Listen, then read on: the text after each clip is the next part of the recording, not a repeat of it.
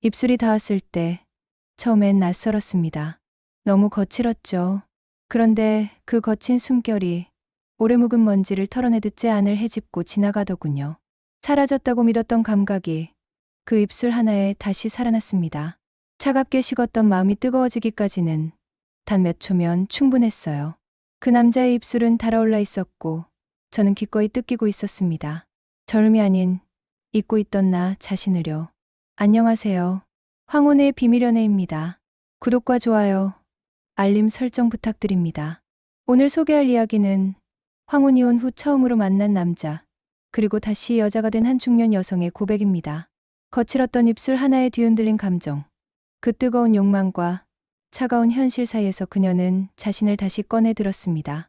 여러분들만의 황혼의 비밀 연애가 있으시다면 자유롭게 댓글로 공유해주세요.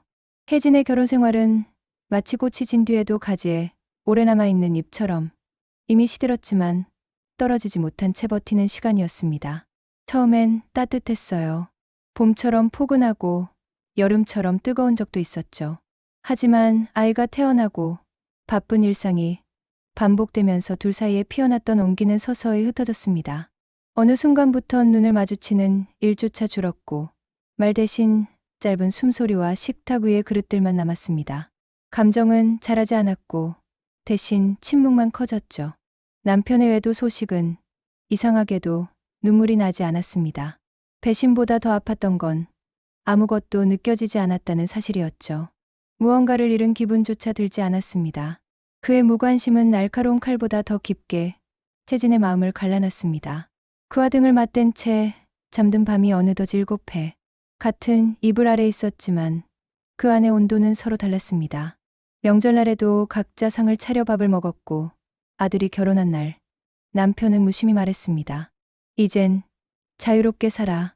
마치 모든 의무를 끝마친 사람처럼. 그 말을 듣고 난 후 혜진은 오래전 잊고 있던 질문을 떠올렸습니다. 나는 언제부터 사라졌을까? 결혼 28년 만에 이혼 도장을 찍는 일은 생각보다 조용했습니다. 법원 앞 낯선 공기 속에서 그녀는 서류를 들고 서 있었습니다. 마치 손에 들고 있는 종이가 자신을 증명하는 마지막 조각처럼 느껴졌죠. 서류에 이름을 쓰는 그 순간 그녀는 묻고 있었습니다. 이게 정말 끝일까? 아니면 아직 남은 게 있을까? 그날부터 혜진은 하나둘 짐을 정리했습니다.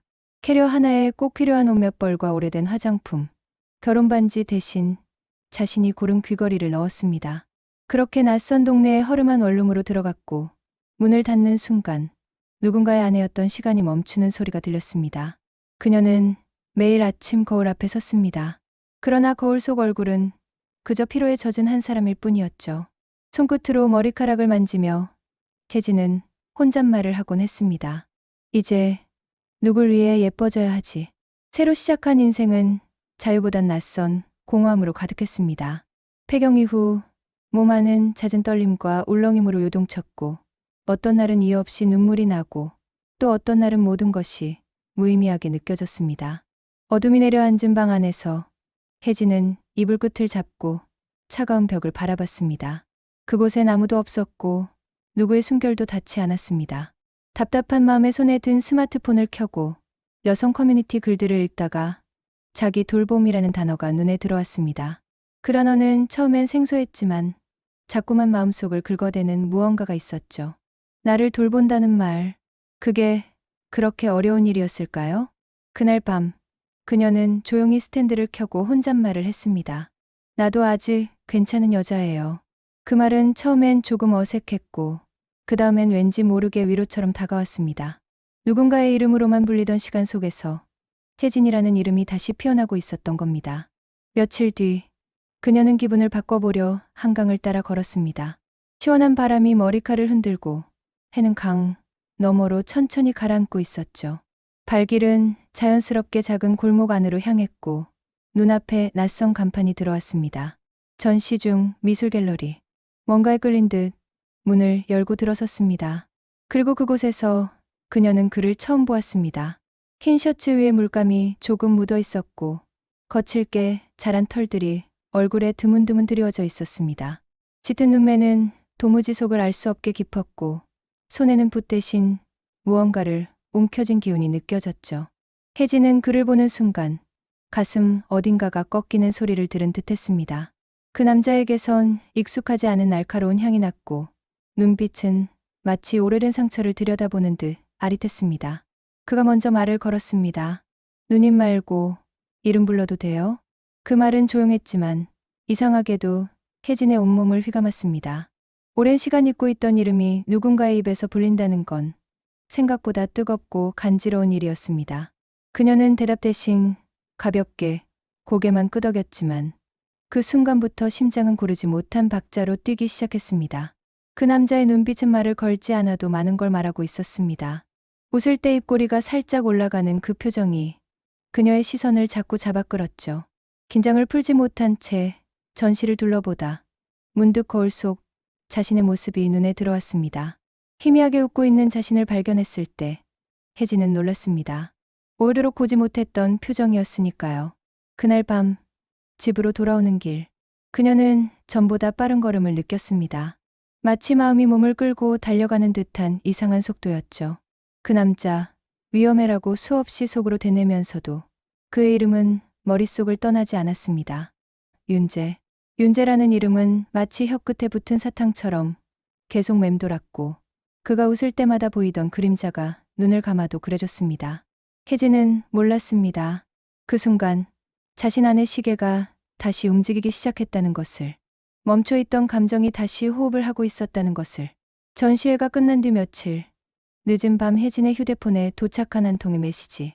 형님, 아니, 혜진 씨, 차 한잔 할래요? 그 문장 하나가 그녀의 일상을 조용히 흔들어 놓았습니다. 화면을 내려다보던 손끝은 괜히 한 번 더 진동을 확인했고 심장은 평소보다 2박자 빠르게 뛰었습니다. 머리는 말렸지만 몸은 이미 약속 장소를 향하고 있었습니다. 강남의 오래된 골목, 낮은 간판 밑에 작은 와인바.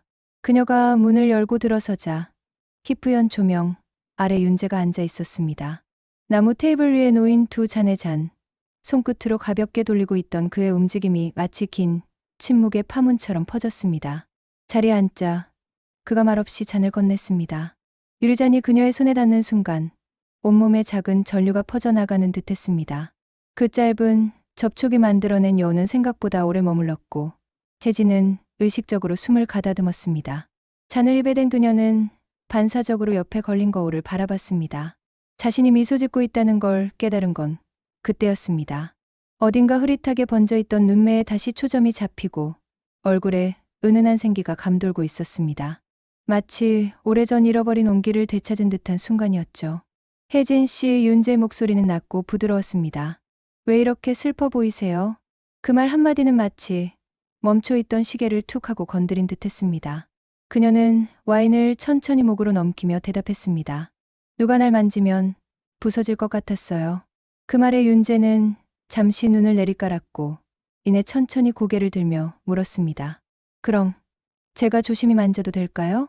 그 순간 테이블을 사이에 두고 앉아있던 2 사람 사이의 거리는 이상할 정도로 가까워졌습니다. 공기 속 온도가 변했고 와인향 사이로 불안정한 욕망의 기척이 스며들었습니다. 그는 먼저 움직이지 않았습니다.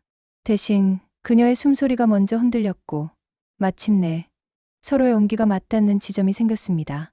그의 숨결은 빠르지 않았습니다.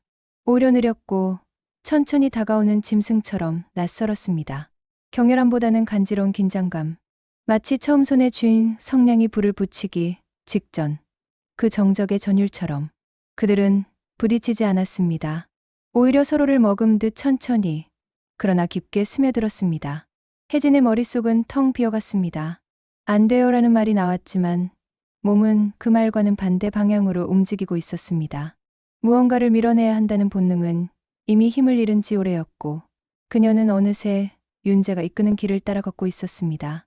도착한 곳은 작고 조용한 숙소였습니다. 낯선 벽지와 고요한 공기, 커튼 틈 사이로 흘러든 불빛이 방 안을 흐리게 물들이고 있었습니다. 윤재는 한마디 말도 없이 그녀를 바라봤습니다. 그 눈빛은 조급하지 않았고 대신 아주 오래도록 갈증을 삼켜온 사람의 인내처럼 깊었습니다. 그가 다가와 손끝으로 그녀의 얼굴을 천천히 훑었습니다. 마치 낡은 책의 표지를 천천히 펼치듯 그녀의 경계 위를 조심스럽게 더듬었습니다. 숨이 막힐 듯 가슴이 조여들었고 그 조임이 오히려 더 진한 열기를 불러왔습니다. 천천히 겉옷이 흘러내렸습니다. 무너진 건 천 조각이 아니라 그녀 안의 오랜 단단함이었습니다. 윤재의 손이 허공을 가르며 내려올 때마다 혜진의 속에서는 오래 잠들어 있던 무언가가 끼익하고 눈을 떴습니다. 그의 손끝은 차갑지도 뜨겁지도 않았지만 그 미묘한 감각이 살결을 두드릴 때마다 그녀의 숨은 얇아졌습니다. 셔츠의 단추가 하나씩 풀릴 때 그 소리는 마치 조용한 파열처럼 들렸습니다. 단추를 푸는 그의 손은 조급하지 않았고 마치 그녀를 해독하듯 천천히 탐색했습니다.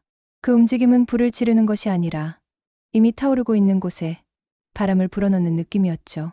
점점 더 그녀의 안쪽으로 바람이 깊어졌고 몸은 스스로 기억하고 있던 본능을 따라 움직였습니다. 그의 몸이 그녀를 덮을 때 두 사람의 경계는 점점 모호해졌습니다. 더 이상 누구의 손이 어디에 있었는지 구분할 수 없었고 피부와 감정은 동시에 녹아내렸습니다. 마치 두 사람의 시간과 시간이 겹쳐지듯 그날 밤의 리듬은 하나로 엮였습니다. 숨결과 숨결 사이 혜진은 깨달았습니다. 이 감정은 오래 잊고 있던 생존의 감각이라는 것을 28년 만에 느껴보는 인간의 체온, 타인의 채취, 자신의 울렁임. 그 모든 것이 낯설게 반가웠습니다. 그녀는 속으로 말했습니다. 전 그에게 젊음을 뜯기고 있었습니다. 기꺼이요. 그 뜨거운 밤은 단지 남자와 여자의 충돌이 아니었습니다. 그것은 오래 봉인해둔 본능과 단단히 잠근 서랍 속 자신을 동시에 여는 일이었습니다. 그녀는 그 밤 다시 태어나고 있었습니다. 그날 이후 혜진은 금요일이 오기만을 기다리는 사람이 되었습니다.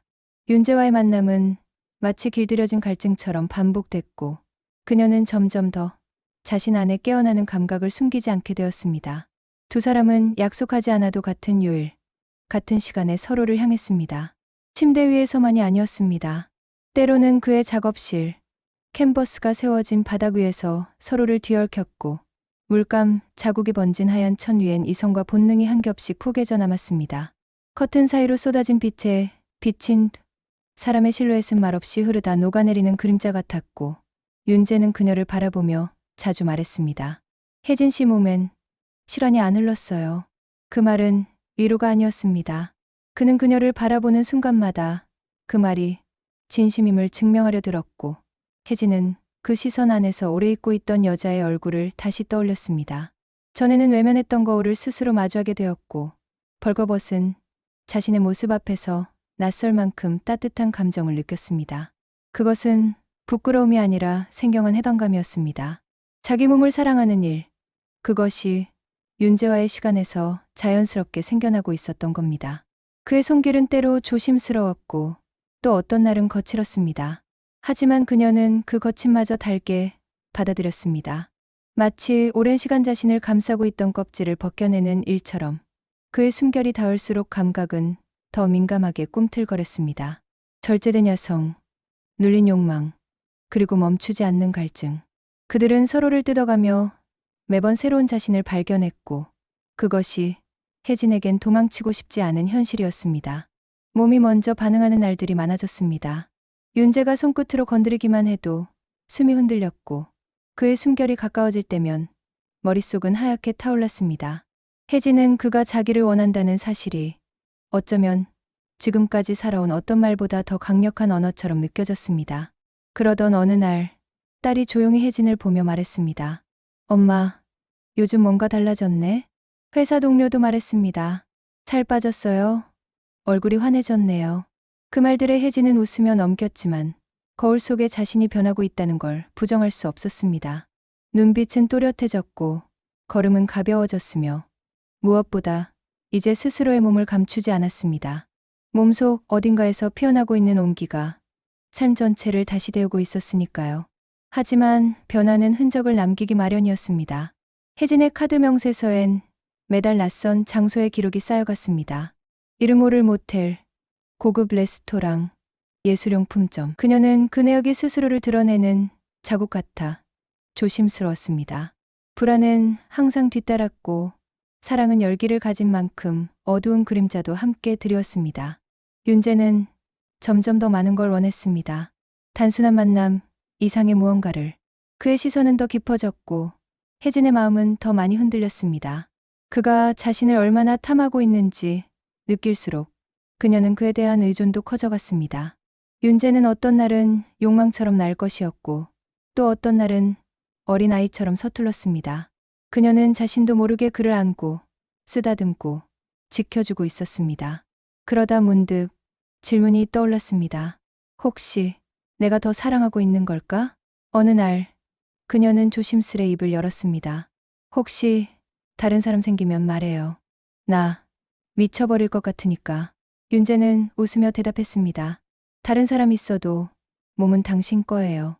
그 말은 장난처럼 들렸지만 혜진의 마음엔 작은 금이 생겼습니다. 그녀는 질투하지 않겠다고 다짐했습니다. 집착하지 않겠다고, 어른스러운 사랑을 하겠다고. 하지만 그런 다짐은 뜻밖의 순간에 무너집니다. 윤재의 인스타그램에서 그녀는 다른 여자의 그림을 보았습니다. 그 여자의 얼굴은 나오지 않았지만 손끝의 곡선과 옷자락의 흐름, 그리고 그 아래 달린 짧은 캡션. 작업 중. 그녀의 오후. 그녀의 심장은 순식간에 얼어붙었고 손은 떨렸습니다. 분명 아닌 척 넘기려 했지만 눈앞의 현실은 생각보다 선명했습니다. 그녀는 다시 윤재를 찾았고 말했습니다. 넌 나한테 젊음을 팔았지 사랑은 아니었잖아. 그는 말없이 다가와 그녀를 안았습니다. 대답 대신 그녀를 끌어안은 팔에는 어떤 절박함이 실려 있었고 눈빛엔 도망치고 싶은 본능이 가득했습니다. 그들은 말없이 다시 뒤엉켰습니다. 사랑이라고 불러야 할지 미련이라 해야 할지 모를 감정이 몸을 타고 흘렀습니다. 그날 밤 서로를 밀어내려 하면서도 더 깊이 파고들었습니다. 혜진은 그의 숨결에서 배신을 마주했지만 그 순간조차 욕망은 이성을 앞질렀습니다. 증오와 열망이 같은 궤도로 흐를 수 있다는 걸 그녀는 처음 알았습니다.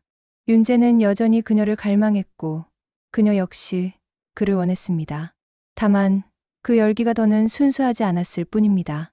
그리고 그 모든 감정이 뒤섞인 채 두 사람은 다시 하나가 되었고 찢기듯 포개진 감정 사이에서 터져나온 숨소리만 방 안을 메웠습니다. 그날의 밤은 뜨거웠지만 차가운 바닥 위에서 끝났습니다. 이불 대신 서로의 체온으로 덮인 밤이었고 그 온기는 오래가지 않았습니다. 그날 이후 혜진은 윤재에게 아무런 연락도 하지 않았습니다. 문자 알림이 울릴 때마다 가슴이 조이듯 쪼그라들었고 손끝은 몇 번이고 화면 위를 맴돌았습니다. 하지만 결국 아무것도 쓰지 않았습니다. 대신 윤재의 메시지만 계속해서 쌓여갔습니다.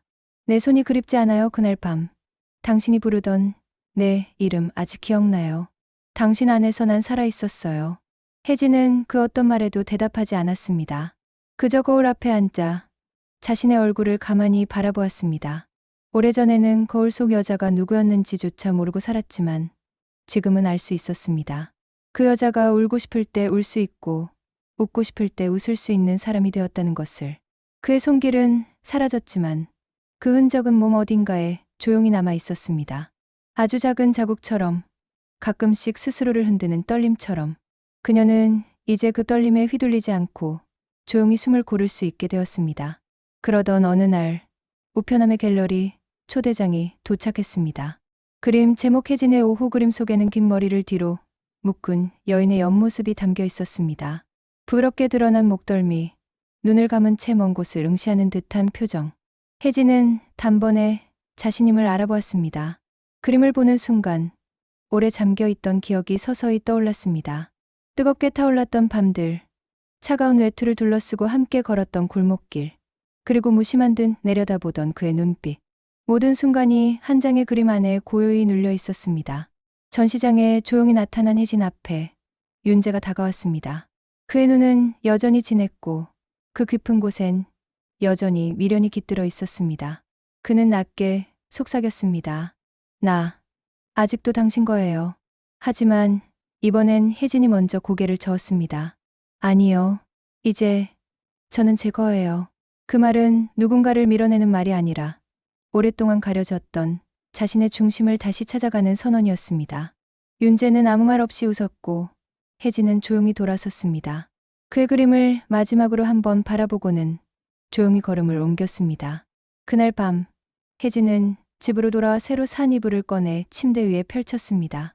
그 이불은 따뜻했고 보드러웠습니다. 그녀는 그 위에 몸을 눕히며 생각했습니다.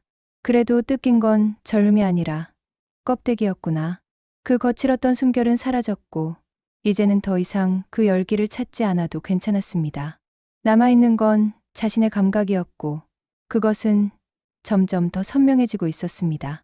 다음 날 아침 혜진은 화장대를 열고 립스틱을 꺼냈습니다. 선명한 붉은색. 예전엔 누군가를 위해 바르던 색이었지만 오늘은 달랐습니다. 거울 앞에 앉은 그녀는 조용히 웃으며 그 색을 입술 위에 채워 넣었습니다. 지하철 창문에 비친 그녀는 더 이상 누군가의 아내도 누군가의 여자도 아니었습니다. 그냥 혜진이라는 한 사람. 온전히 자신으로 살아가는 중년의 여자. 친구가 말했습니다. 요즘 너 진짜 살아있는 느낌 나. 혜진은 조용히 웃었습니다. 어쩌면 그 남자 덕분일지도 모르지. 그리고 잠시 후 덧붙였습니다. 하지만 이제는 그에게 고맙다고만 할게. 사랑은 끝났지만 욕망은 끝이 아니었습니다. 그것은 문을 닫은 뒤에 알 수 있는 자각의 이름이었습니다.